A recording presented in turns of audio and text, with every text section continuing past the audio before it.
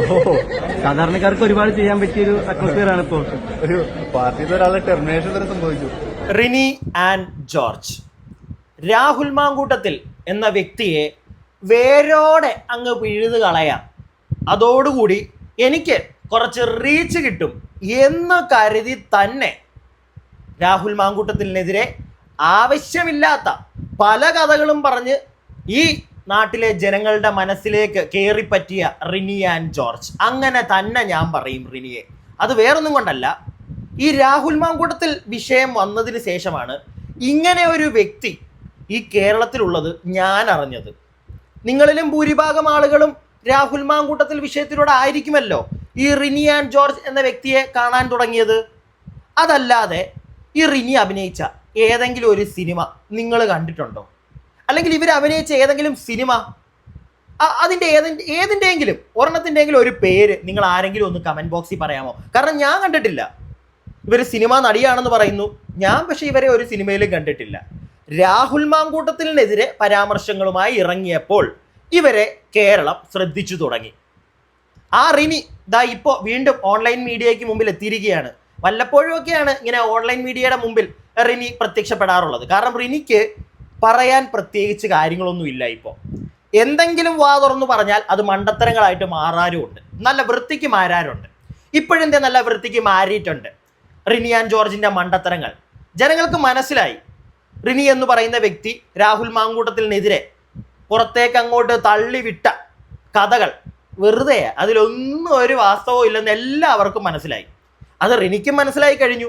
അതുകൊണ്ടാണ് റിനി ഇപ്പം ചിരിച്ചോണ്ട് എടേ എനിക്കൊന്നും ഇല്ലടേ, ഇവരൊക്കെ പഴയതൊക്കെ വിടറേ എന്നും പറഞ്ഞുള്ള ഡയലോഗും അടിച്ചുകൊണ്ട് ഓൺലൈൻ മീഡിയയുടെ ഫ്രണ്ടിൽ കിടന്ന് കറങ്ങുന്നത്.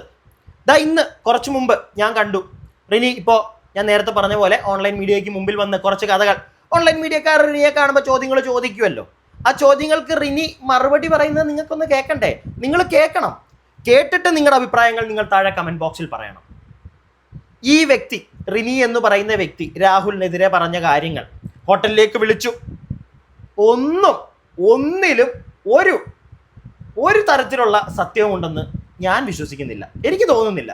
അല്ല, അങ്ങനെ റിനി പറഞ്ഞതിനകത്ത് എന്തെങ്കിലുമൊക്കെ സത്യങ്ങളുണ്ടെങ്കിൽ ദാ ഇപ്പോൾ റിനി ഓൺലൈൻ മീഡിയയ്ക്ക് മുമ്പിൽ ഇങ്ങനെ കിടന്നുകൊണ്ട് മെഴുകത്തില്ല.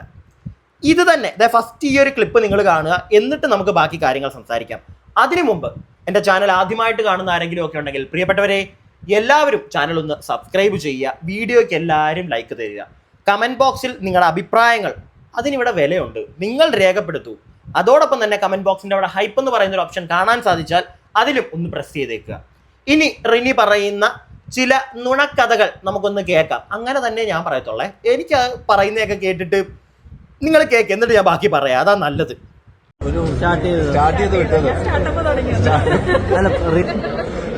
റിനി ഇവിടെ ഒരു കോളിലൊക്കെ തന്നെ സൃഷ്ടിച്ച ഒരാളല്ലേ? അറിയില്ലേ? ഓ, സാധാരണക്കാർക്ക് ഒരുപാട് ചെയ്യാൻ പറ്റിയൊരു അറ്റ്മോസ്ഫിയർ ആണ് ഇപ്പോൾ. ഒരു പാർട്ടിയിൽ ഒരാളെ ടെർമിനേഷൻ വരെ സംഭവിച്ചു. ബാക്കി കേൾപ്പിക്കാം. പാർട്ടിയിൽ നിന്ന് ഒരാളുടെ ടെർമിനേഷൻ അവിടെ നിൽക്കട്ടെ. ഞാൻ സാധാരണ ഒരു പെൺകുട്ടിയാണ്. ഞാൻ സാധാരണ ഒരു പെൺകുട്ടി ഒരാൾക്കെതിരെ എന്തെങ്കിലുമൊക്കെ കാര്യങ്ങൾ പറയുമ്പോൾ അറ്റ്ലീസ്റ്റ് എന്തെങ്കിലും തെളിവുകളുണ്ടാവും. ഇതൊരു തെളിവും ഇല്ല, ഒരു മാങ്ങയില്ല, ഒരു കേസും കൊടുത്തിട്ടില്ല, വെറുതെ വന്നിരുന്ന് അങ്ങോട്ട് തള്ളി മറിച്ചു. ആ വ്യക്തിയെ എറിയാവുന്ന മാക്സിമം കല്ലെടുത്തെറിഞ്ഞു, എന്നിട്ട് നൈസായിട്ട് അങ്ങ് ഊരിപ്പോയി. അതാണ് റിനി ആൻഡ് ജോർജ്. ബാക്കി നിങ്ങൾ കേട്ടോണം പറയുന്നത്. ഇപ്പോൾ ഉള്ള ചോദ്യങ്ങൾക്കുള്ള അവരുടെ മറുപടി അഹങ്കാരം, റീച്ചിന് വേണ്ടി എന്തും, അത് മാത്രമാണ് റിനി. കേട്ടോ ഇത്?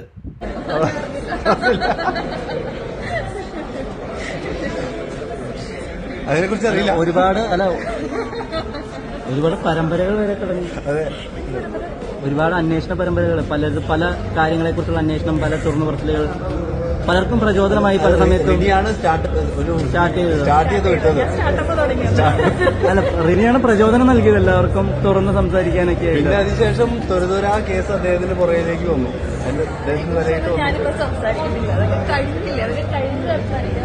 അല്ല, ഇപ്പോഴും അത് തുടർന്നുകൊണ്ടിരിക്കേണ്ട ആളാണ്.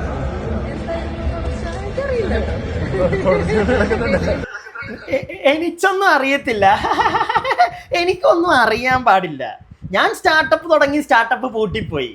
ഞാൻ വെറുതെ വന്നങ്ങോട്ട് പറഞ്ഞു, പുറകെ ഓരോരുത്തർ ഇങ്ങനെ അങ്ങ് വന്നു. പക്ഷെ വന്നവരൊക്കെ കേസ് കൊടുത്തു. അവരെയൊക്കെ മാങ്കൂട്ടത്തിന് അറിയാമെന്ന് മാങ്കൂട്ടത്തിലും പറഞ്ഞു. പക്ഷെ റിനി മാത്രം കേസുമായിട്ട് പോകുന്നില്ല. റിനി വന്നങ്ങ് മറിച്ചങ്ങ് തള്ളി. എന്നെ വിളിച്ചായിരുന്നു കേട്ടോ, ഹോട്ടലിലേക്ക് വിളിച്ചായിരുന്നു, നാം നല്ല കുട്ടി, നാം പോയില്ല, അയ്യോ നാം പാവം. എന്നിട്ട് ഇരുന്നങ്ങ് തൊലിക്കുക. പാർട്ടിയിൽ നിന്ന് നിങ്ങൾ കാരണം ഒരാൾ, സാധാരണ സ്ത്രീയല്ലേ, നിങ്ങൾ കാരണം ഒരാളെ പാർട്ടിയിൽ നിന്ന് പുറത്താക്കിയല്ലോ, അതാരാ? എനിക്കറിയാൻ പാടില്ലല്ലോ. എനിക്കങ്ങനൊന്നും അറിയാൻ പാടില്ല. ഞാനൊന്നും നോക്കാറേ ഇല്ല. എനിക്ക് ഇച്ചിരി റീച്ച് വേണമെന്ന് തോന്നിക്കഴിഞ്ഞാൽ ഞാൻ വന്ന് അങ്ങോട്ട് അപരാധിക്കും. ചിലപ്പോൾ ഏതെങ്കിലുമൊക്കെ പാർട്ടിക്കാർ ഇച്ചിരി കാശും കൂടെ തന്നിട്ടുണ്ടെങ്കിൽ അത് മേടിച്ച് പോക്കറ്റ് ഇട്ടിട്ട് ഞാനങ്ങ് അപരാധിക്കും. എന്നിട്ട് ഞാനങ്ങ് പോകും. അത്രേ ഉള്ളൂ. കാരണം ഞാൻ സിനിമ നടിയാണല്ലോ, എനിക്ക് കൂടുതലൊന്നും പരാതിയുടെ പുറകെ പോകാൻ വയ്യല്ലോ. അല്ല, ഇവർ പറഞ്ഞ കാര്യത്തിൽ എന്തെങ്കിലുമൊക്കെ ഇച്ചിരി വാസ്തവം ഉണ്ടെങ്കിൽ കേസുമായിട്ട് പോകാമായിരുന്നല്ലോ. എന്താ പോകാഞ്ഞത്? തുറന്ന് പറയാൻ മാത്രമേ പറ്റത്തുള്ളൂ സ്ത്രീകൾക്ക്. സ്ത്രീകൾ, നല്ല സ്ത്രീകൾ, അങ്ങനെ തന്നെ ഞാൻ പറയും. അപ്പം ചില ആൾക്കാർ ചോദിക്കും നല്ല സ്ത്രീകളും ചീത്ത സ്ത്രീകളും ഉണ്ടോ എന്ന്. ഉണ്ടടേ, നല്ല പുരുഷന്മാരും ചീത്ത പുരുഷന്മാരും ഉണ്ട്. അതുപോലെ തന്നെയാണ് നല്ല സ്ത്രീകളും മോശം സ്ത്രീകളും ഉണ്ട്. നല്ല സ്ത്രീകൾ, അവർക്ക് അവരുടെ റൈറ്റ്സ് വേണം. അവർക്കെതിരെ ഒരാൾ ഒരു തെമ്മാടിത്തരം കാണിച്ചെങ്കിൽ അവർ ഫൈറ്റ് ചെയ്യും. അവരുടെ കൂടെ നമ്മൾ നിൽക്കും. പക്ഷെ ഇവിടെ അതല്ല. ഇവിടെ വന്നൊരു കഥയും പറഞ്ഞ് പൊടിയും തട്ടി, മൂട്ടിലെ പൊടിയും തട്ടി അങ്ങ് പോയി. പിന്നെ 1, 2, 3, 4 ഇങ്ങനെ വന്നുകൊണ്ടിരിക്കും. ഇനിയിപ്പോൾ 5-മത്തെയും വരും. ഇനിയിപ്പോൾ ചിലപ്പോൾ വേറെ കുടുംബക്കാർ ആരെങ്കിലും ഒക്കെ ചിലപ്പോൾ നാളെ കൊണ്ടൊന്ന് ഇറക്കും. റിനി ചേച്ചി, ഇതേ എൻ്റെ കുഞ്ഞിനെ ഇവളെ രാഹുലിനെ വിളിച്ചു കേട്ടോ ഹോട്ടലിലേക്ക്. തെളിവുകൾ അത് കൊടുക്കൂ, എന്നിട്ട് കേസ് കൊടുക്കൂ.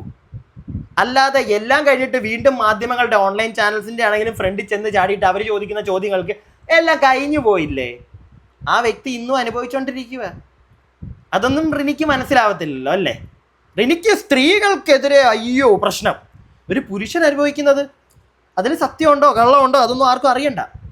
അതൊക്കെ തീർന്നു, അതൊക്കെ അവനെ അനുഭവിക്കട്ടെ, അവനാണല്ലേ. ആ ഒരു നിലപാടിനോട് എനിക്ക് ഒട്ടും യോജിക്കാൻ പറ്റുന്നില്ല. ഇനി അടുത്ത ഒരു ചാനമുണ്ട്. ഈ ചാനയും കൂടെ നല്ല വലിയ സാധനമാണ്. നിങ്ങൾ കേട്ടോ, VD സതീശൻ മാമോ, അടുത്തത് നിങ്ങളുടെ നെഞ്ചത്തോട്ടായിരിക്കും കേട്ടോ. VD സതീശൻ സാറിനെ വിളിച്ചില്ല? VD സതീശൻ സാറിനെ ഞാൻ അങ്ങോട്ട് വിളിച്ചില്ല, പുള്ളി എന്നെ ഇങ്ങോട്ട് വിളിച്ചിട്ടില്ല. വെറുതെ എന്തിനാ ബുദ്ധിമുട്ടിക്കുന്നത്? ഇലക്ഷൻ പ്രചാരണമൊക്കെ നടക്കുവാണ്. എന്താണ് അതിനെ കുറിച്ച് രാഷ്ട്രീയപരമായ നിരീക്ഷണം എന്താണ്?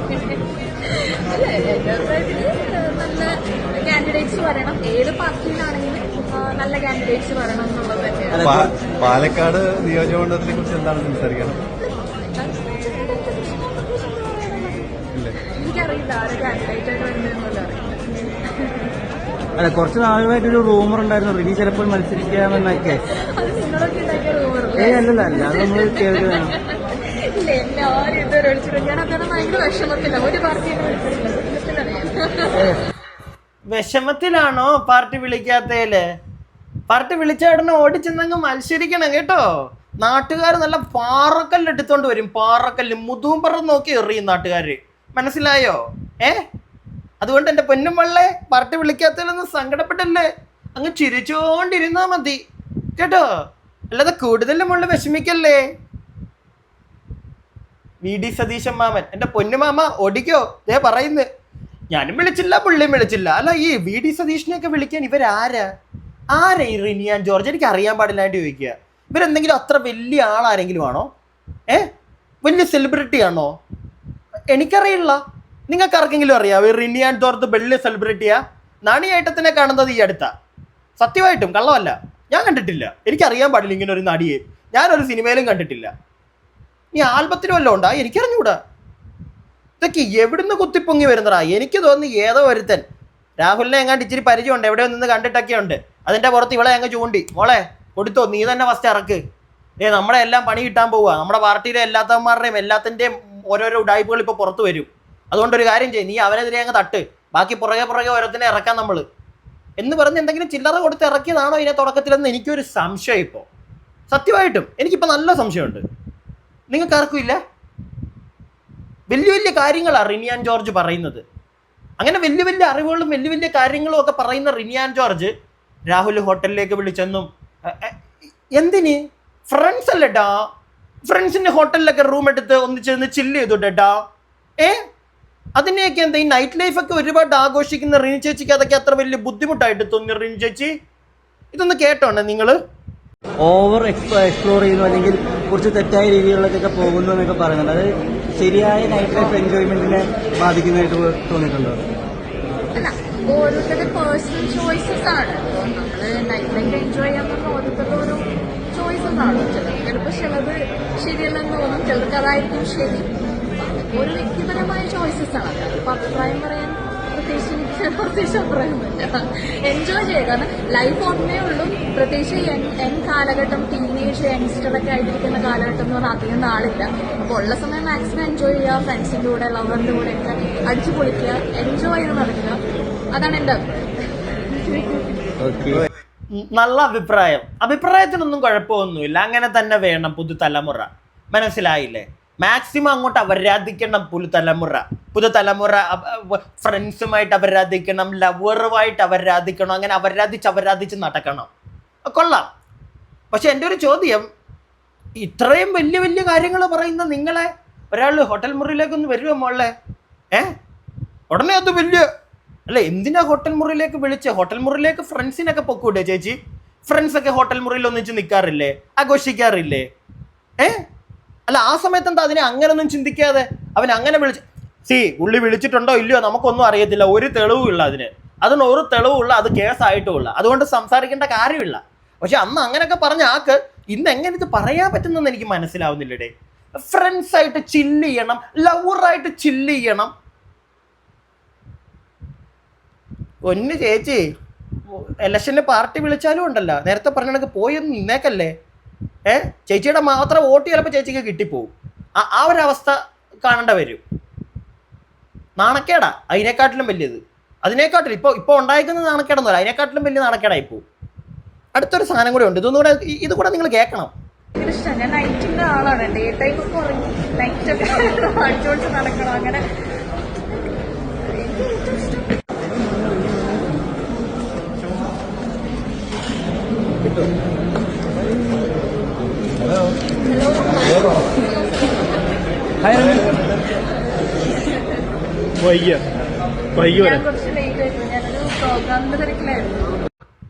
എന്ത് പ്രോഗ്രാമിന്റെ തിരക്കിലൊക്കെയാ ചേച്ചി?